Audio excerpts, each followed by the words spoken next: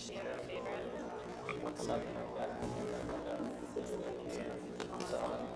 said, go for it, have fun. If you want to do it, do it. I just when girls, my God, the other ones I don't care. So you know something.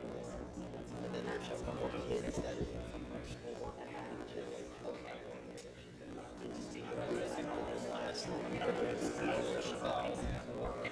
Last shutdown and they keep in touch. Like I also could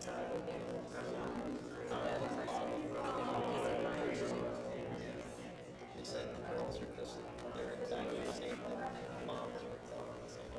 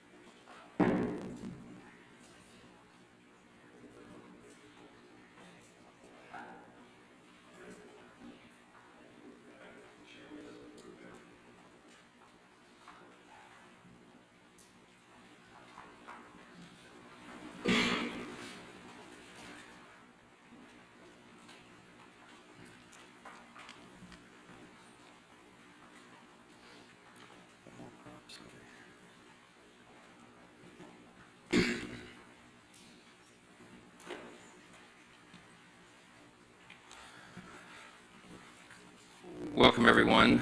Day 10 of the Democrat government shutdown. We're not in a good mood here in the Capitol. It's a somber day. Today marks the first day federal workers across America will receive a partial paycheck thanks to Democrats' obstruction to the system here. This is the last paycheck that 700,000 federal workers will see until Washington Democrats decide to do their job and reopen the government.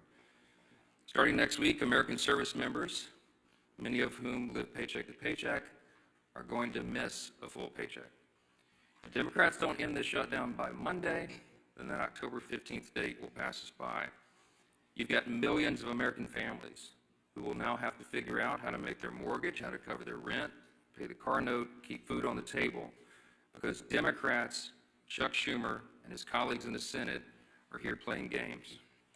Republicans have voted over and over to end this madness and reopen the federal government. We did our job. By way of reminder, the House passed a clean, nonpartisan CR 3 weeks ago today to keep the government funded and, by extension, to pay our troops and TSA agents and Border Patrol agents and air traffic controllers and the rest of our federal workforce. We had that vote 3 weeks ago. And since then, Senate Democrats have voted repeatedly to keep the government closed. In the Senate, they have now voted 7 times to block paychecks for 2 million federal civilian workers and 1.3 million active duty military men and women. Now, I want to be very specific so that everybody in America can clearly cut through the obstruction and understand exactly who is to blame for this chaos. In fact, would you bring that chart just real quick? I just want to point this out. Let's just make clear. This is the votes to pay troops and federal workers, okay? This is the number of times that the vote has been done. September 10th, the GOP in the House voted to pay the troops and pay all these federal workers. The Senate did it on September 19th, September 30th, again on October 1st, and 3rd, and 6th, and the 8th, and the 9th. Every single time the Republicans voted to pay the troops and federal workers, and every single time the Democrats voted not to. That is the record. They'll continue to put this bill on the floor. It'll be on the floor again next week in the Senate. And we'll see how many times they want people to go without paychecks. The Republicans are not playing games here. We sent a very clean, simple CR. You see this. Thank you so much for that. We are doing the job and making sure that the American people are taken care of. But judging by their behavior right now, the Democrats don't appear to be in any rush to end this pain. There's some headlines I brought you this morning. I just want you to hear what's being said about this. CNN headline from yesterday, quote, Democrats say even missed paychecks for U.S. troops won't be enough to end the shutdown alone. For many of them, this is about showing a fight to President Trump. They have to show a fight against Republicans so they can appease who? The far left base of their party. It is shameful. And for what? Chuck Schumer, the architect of this shutdown, is trying to bow to the Marxist wing of his party. You heard him yesterday. He said in his own words, every day of the shutdown, he said, quote, gets better for us. Better for who, Chuck? For the Democrats in the Senate? So you can bow to the Marxist base and not get a challenge? Here's another headline from Politico yesterday. Quote, Chuck Schumer's critics are satisfied. Yeah, the far left base of the party is satisfied. They don't mind. The troops go without pay and civilian workers are furloughed. They don't care.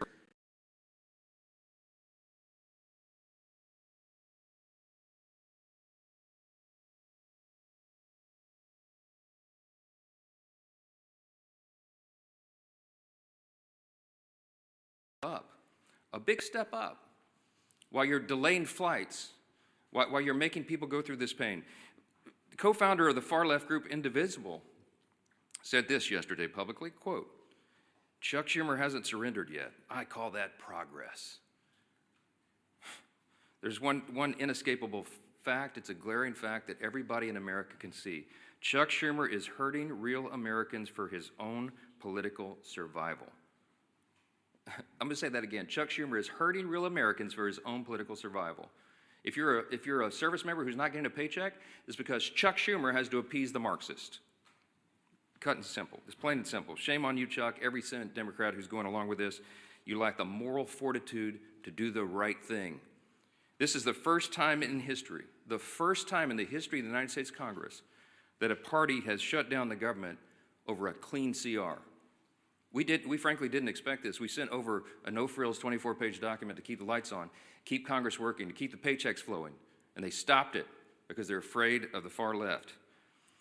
I'm just going to walk through a quick sample of the devastating impacts that Americans are feeling as we speak right here, because this is real. And you'll note a theme here. A lot of these are blue states where their Senate Democrats are over here keeping the government closed. In California, home of the nation's largest civilian workforce, more than 250,000 federal workers are now working without pay. Both the Democrat senators, Padilla and Schiff, have now voted 7 times to block those paychecks. In Virginia, there are 189,000 federal employees, nearly 5% of the state's workforce, that are waiting on their next full paycheck. And both of their senators, Warner and Kaine, refused to pass a clean bipartisan CR that Democrats supported 13 times under Joe Biden in the previous 4 years.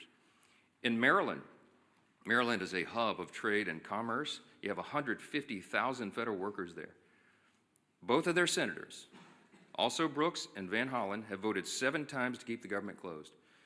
In Georgia, home to our nation's busiest airport, there's close to 110,000 federal workers, including thousands of TSA agents and air traffic controllers now being forced to work without pay. You guessed it. Senators Ossoff and Warnock voted to block those paychecks too. Arizona, 58,000 workers serve the federal government, including many Border Patrol agents who are working hard to keep us safe. That hasn't stopped Arizona Senators Kelly and Gallego from blocking funding 7 times for the paychecks for their own constituents. In fact, they have so much idle time, they're having publicity stunts, posing publicity stunts outside my office. In New York, let's talk about New York because this is interesting. It's the home to both of the Democrat leaders, both in the Senate and the House. 115,000 federal workers are waiting on Hakeem Jeffries and Chuck Schumer and Kristen Gillibrand to come to their senses and end this shutdown. Chuck Schumer said himself, with every day of the shutdown gets better for us. And what does that look like? We're talking about 2 million civilian workers, 1.3 million active duty service members, everybody being hurt because of it. Chuck is what they're doing right now. I've been asked many times in interviews over the last couple of days, you seem angry, you don't get angry a lot. I don't, but this is beyond the pale. What Chuck Schumer's doing right now, it's sickening. It's sickening to hear him say it's better for him and his party when it's so terrible for real Americans. Millions of people are experiencing real pain because of these political games. And you'd think after 44 years in Congress, Chuck Schumer would know better.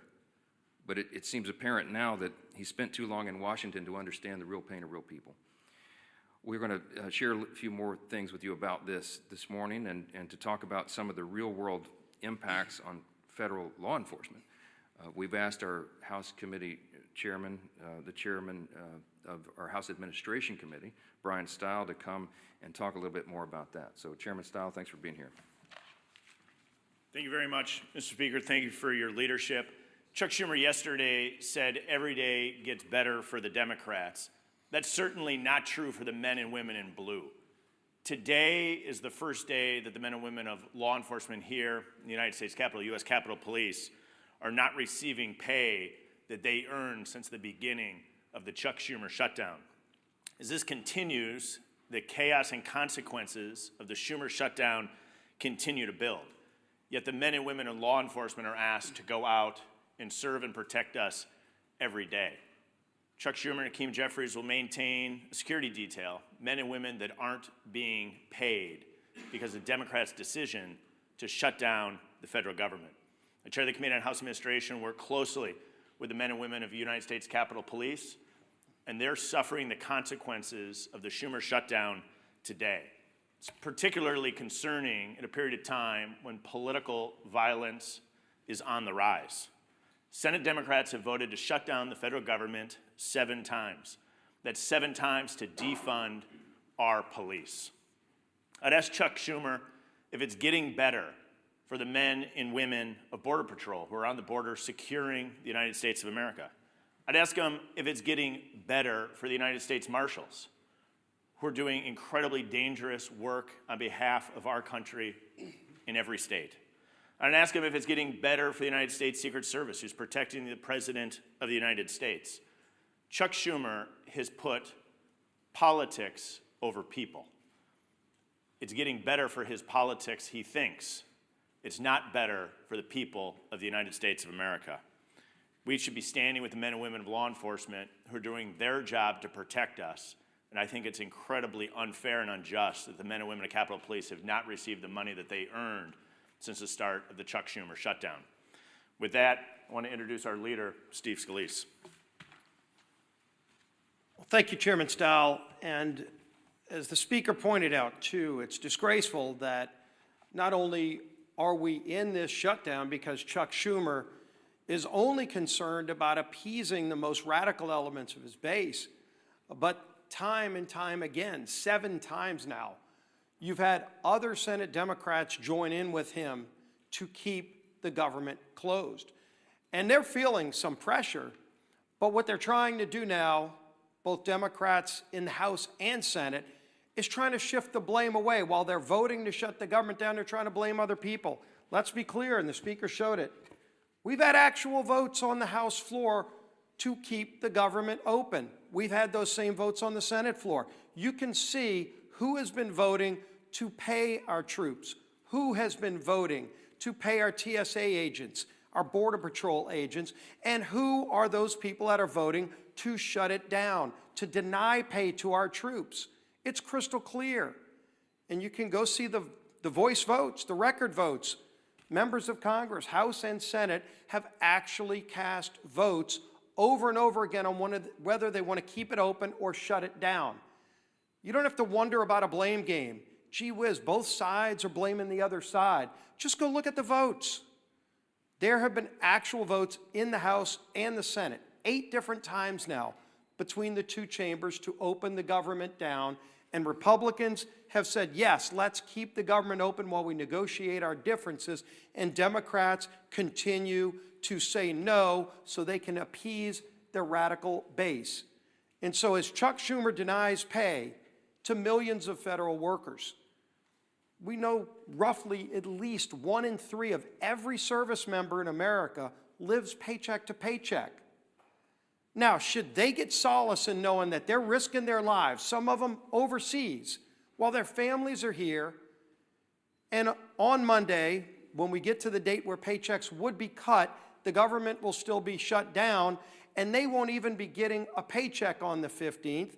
Rent will still be due, mortgages will still be due, car notes will still be due for those service members risking their life. Should they take solace in knowing that at least it's a good day for Chuck Schumer? At least Chuck Schumer feels like the shutdown's working good for Schumer. That's not going to give solace to any of those families. Instead, it actually increases the anger of the families all across America who are seeing the real cost of this shutdown. They know who's voting to shut the government down, but now they're feeling direct pain. And the only thing they hear from Democrat leaders that keep voting no is, oh, it's a good day for us because the far left is patting us on the back. Do they really need a participation trophy to feel good about themselves while they inflict pain on millions of people? It's disgraceful. And as the Speaker pointed out this morning, one of the other things that's being reported now is that one of the dates it looks like they're holding the government hostage over is the 18th of the month, where they're having this Hate America rally in Washington. And Democrats want to keep the government shut down to show all of those people that are going to come here and express their hatred towards this country that they're fighting President Trump, that they're keeping the government closed as if it's something to be proud of. They ought to be ashamed. If they had any shame, they would come back, they would open up the government, and then we can negotiate our differences, which are very, very large on a lot of these issues. But in the meantime, we all know who's doing this. The votes are crystal clear. The public can go see who's voting to keep the government open, who's voting to shut it down. Chuck Schumer and his Democrat colleagues who are doing this need to look themselves in the mirror and start working for the American people instead of being so concerned about appeasing their far left radical base. With that, our whip, Tom Emmer.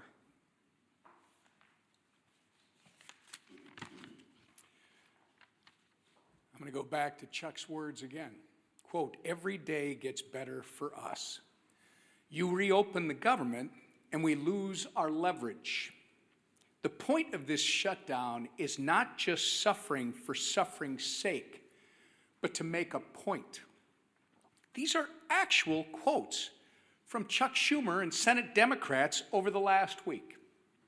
You don't have to take our word for what their motivations are in shutting down the government. They are spelling it out for you and all of us. This is about one thing and one thing only: to score political points with the terrorist wing of their party which is set to hold, as Leader Scalise just commented on, a Hate America rally in D.C. next week. And they've forced military families, air traffic controllers, border patrol agents, farmers, veterans, TSA agents, and federal workers to pay the price. We're now on day 10 of the Democrat shutdown. Senate Democrats, including Senator Tina Smith in my home state of Minnesota, have had 7 opportunities to reopen the government, but they've refused every single time. Consequently, Americans across the country are experiencing flight delays. In a matter of mere days, 11,000 Minnesota National Guardsmen won't get paid.